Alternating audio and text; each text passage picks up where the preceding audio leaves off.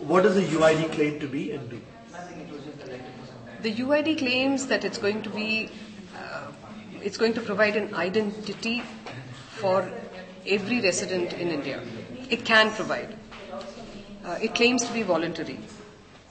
It claims to be something where a small set of data will be held, which will help in identifying a person when they come for authentication. What it does do, however, is what it is actually an identifier. It's not an identity. It helps identify the person, but it doesn't give them an identity. Because when you watch what actually happens, you find that it depletes their identity and makes them people who can be tagged, tracked, and allows other people to network information to profile them and create different kinds of identities for the people whose number it is. For example? Different kind of identities means what, as a consumer? As a consumer. If you want to find out about their other characteristics, for instance, their religion, their work, if they move, if they're migrant, for instance, migrant workers, and they move from place to place and do certain kinds of work, you'll know that. You link that up with the pattern of employment which they go with. You link it up with whether they're going as single people moving along or they're going along with their families, and the whole thing goes in. The thing is that it will be possible to network information. It is not like the UID itself is going to do it. The UID authority is going to do it. The UID number is going to make it possible to tag people, and therefore it will help to track them. The UID, it appears, will be linked to a variety of other initiatives, like what you just said, like the National Intelligence Grid. So, who's pushing this? See, the National Intelligence Grid is just one of the things. It's something that the Home Ministry clearly loves, because it's going to help link up data, which they are in any case going to get from 21 databases, to be given to 11 security agencies. Once the number comes in, tagging all this data, meaning converging data, becomes extremely easy. They can get what they want out of it. But they are not the only people who are happy with it. If you read technology journals, for instance, you'll find that the UID has been provided a very, very good. It's been very good for technology industry. There's been a resurgence. There is a lot of hope that the UID is giving, because once you get into the system, you're not going to be able to get out of it. It means that at this point in time, it started during the slump. And after the slump, you find that, once you get into this, you're going to keep needing it. Like, you're going to keep needing biometric equipment forever and ever. You're going to keep needing the kind of technology that this system requires to sustain it. You also find that it helps people who believe that subsidies should disappear and that the market should be the only ruling force.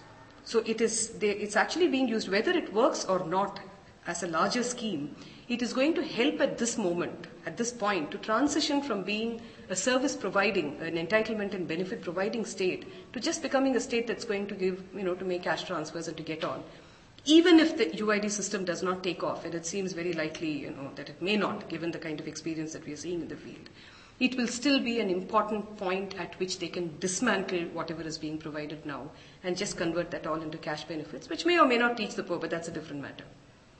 What does it do to our democracy in the relationship between citizens? See, it's a pretty simple thing, When the Right to Information Act was brought in, and we know that there were years when people had to work towards the Right to Information Act and to figure out why we needed it and how we were going to use it. The essential two features in it were transparency for accountability.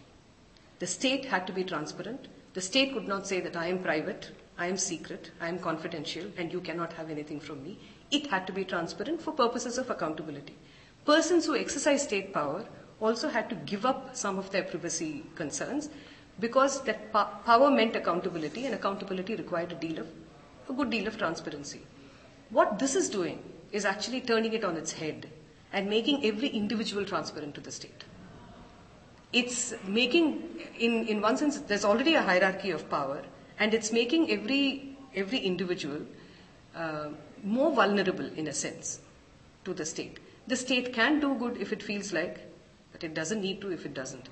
I don't know if the recent book that we saw, that's perhaps the worst case scenario, and I'm hoping that we'll never get there, but of Edwin Black's on IBM and the Holocaust is a classic instance of how technology can be used in a way which can be completely decimating of people through creation of identities, the way it was done during the Nazi era.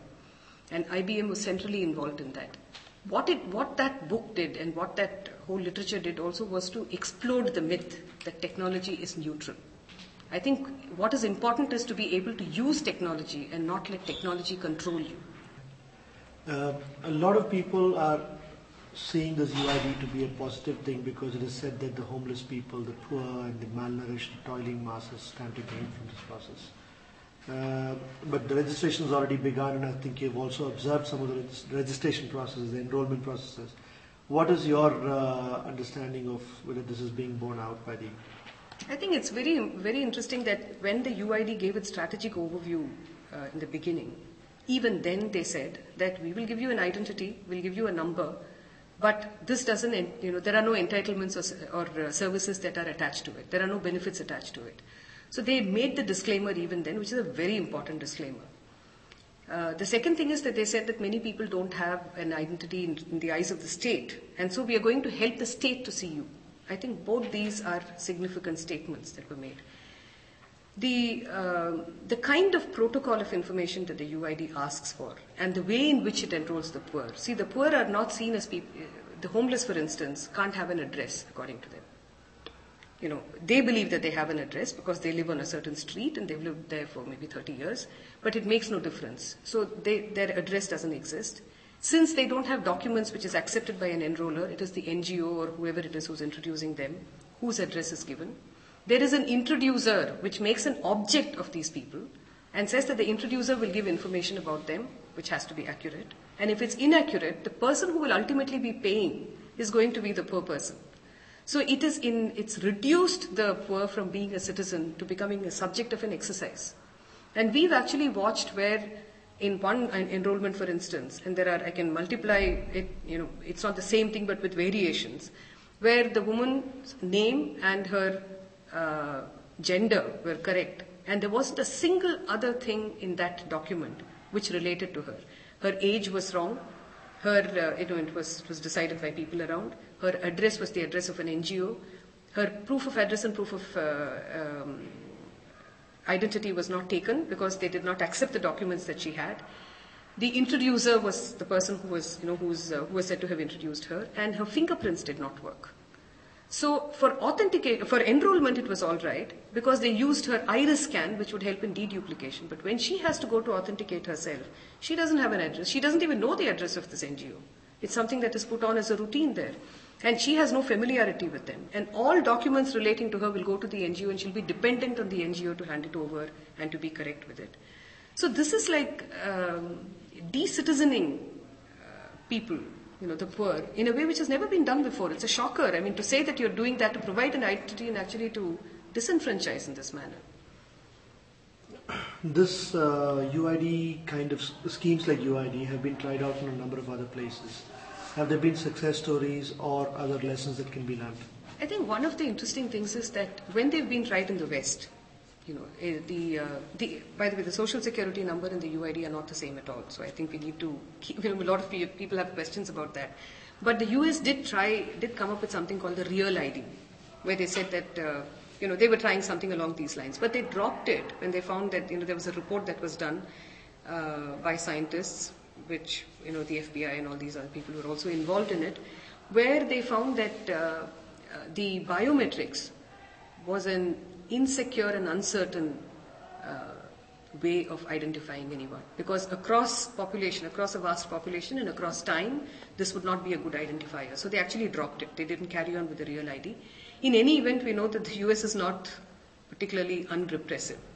So it wouldn't be a good example to follow even if they were to take it on.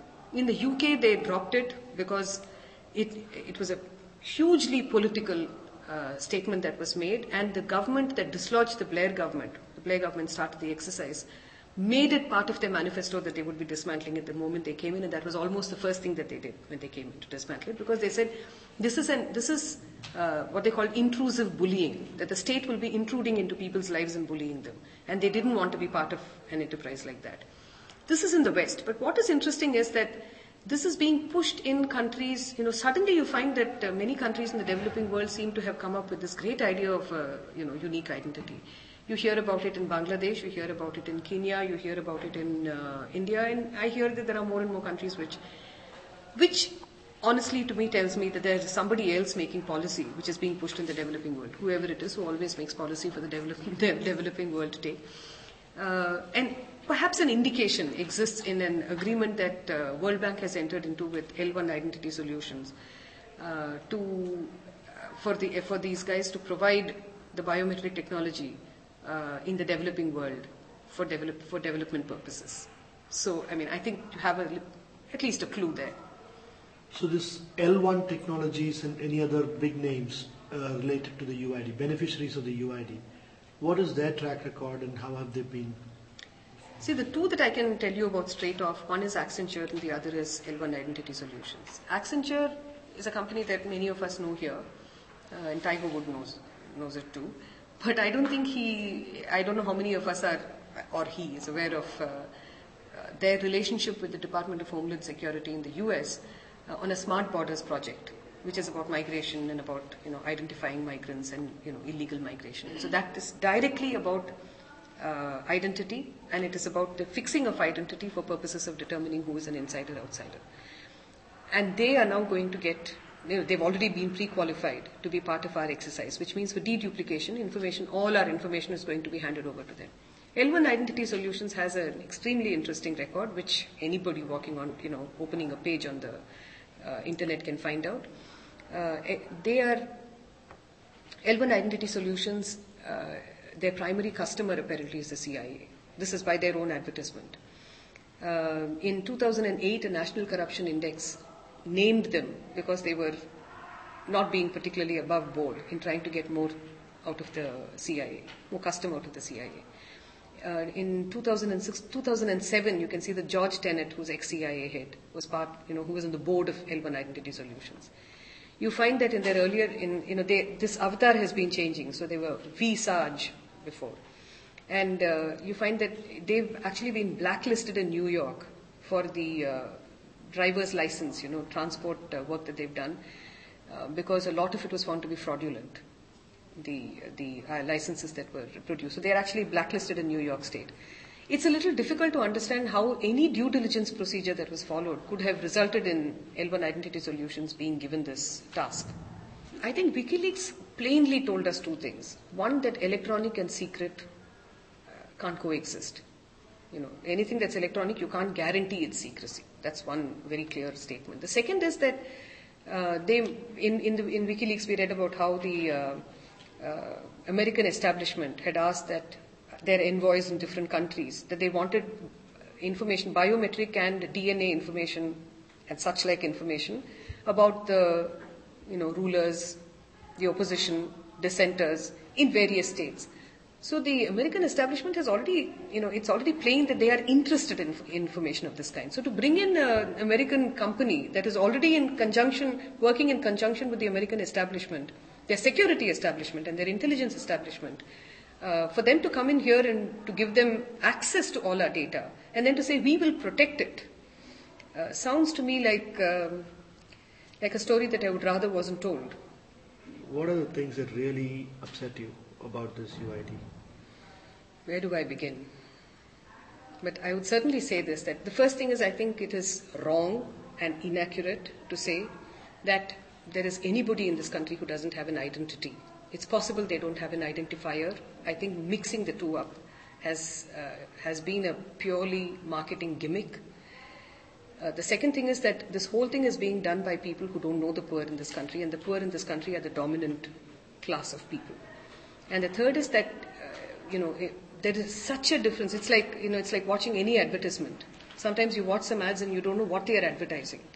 And the UID is like that. They've been advertising it saying something. And to give you an example, the big pitch was that PDS and NREGA would be greatly helped, greatly assisted by the UID. And what you find very quickly happening is that the moment the UID talk, the talk has come and the enrollments have begun, they've already started talking about dismantling all of this and just making cash transfers. At this point, I'm not even on whether cash transfers are good or bad. It's just that you tell a lie to get yourself where you want to be. And to tell a lie to a whole population and to maintain silence from a whole load of other people who would ask questions. Not to find yourself answerable in a democracy. These are things that cannot work.